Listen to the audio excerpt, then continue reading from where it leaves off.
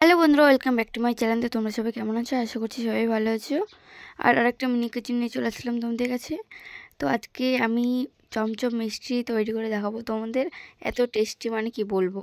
তোমরা যদি একবার তৈরি করো অনেক মানে ওর সাথেই ভুলতে পারবে না গাইস, এত টেস্টি। তো চলো তাহলে মিনি কিচেনটা স্টার্ট করা যাক। তার আগে আমি দিয়ে দিলাম কড়াইয়ে তেল দিয়ে দিলাম, দেখতেই পাচ্ছ।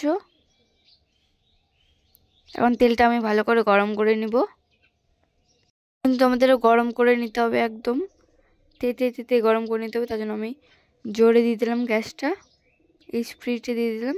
এদিকে হচ্ছে ভাত, আর এদিকে আমার মিষ্টি তৈরি হবে। এখন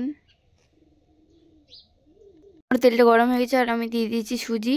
তোমরা যতটুক মানে কীভাবে করবে তৈরি করবে মিষ্টিটা, ততটুকুই কিন্তু সুজি দিবে তোমরা, তার বেশি দিও না আর তার কমও দিও না। আর তারপরে আমি দিয়ে দিলাম আরেকটা সুজি। ভালো করে এখন মিক্স করে নিব আমি সব। লাল লাল করে কিন্তু ভাজা করে নিতে হবে তোমাদের, যেমন তোমরা ভিডিওতে দেখতে পাচ্ছ তেমনই।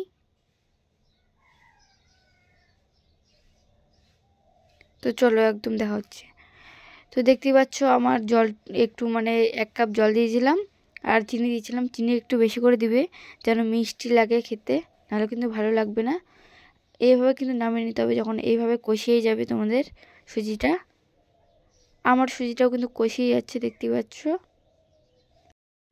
পাচ্ছ একদম কষিয়ে নিয়েছি। এখন আমি বাটিতে নামিয়ে নিব। তো দেখতে পাচ্ছ আমার বাটিটি নামা হয়ে গেছে। এখন যত গরম থাকবে তত তাড়াতাড়ি তোমাদের করতে হবে। এখন এটা ভালো করে তোমাদের মিক্স করে নিতে হবে, মানে আটার মতো করে মিক্স করে নিতে হবে। দেখতে পাচ্ছ আমি মিক্স করে নিচ্ছি। আর আমার মিনি কিচেনের ভিডিওগুলো কেমন লাগছে তোমাদের অবশ্যই কমেন্ট করে বলো। তো আমার অলরেডি মাখা হয়ে গিয়েছে। তো আজ দেখতে পাচ্ছি এবার কিবো করে নিয়েছি। এখন আমি এগুলো দুধ পাউডার প্যাকেটে মানে একটু কিবো করে মিক্স করে নিয়েছি, দেখতেই পাচ্ছ। তো বাই, এটাই মিনি কিচেন। তো দেখা হচ্ছে আবার পরের ব্লগে। বাই। আর লাইক কমেন্ট শেয়ার করে দিও, ইউটিউবের চ্যানেলটা দেখলে অবশ্যই সাবস্ক্রাইব করে দিও। বাই, আবার দেখা হচ্ছে তোমাদের সাথে।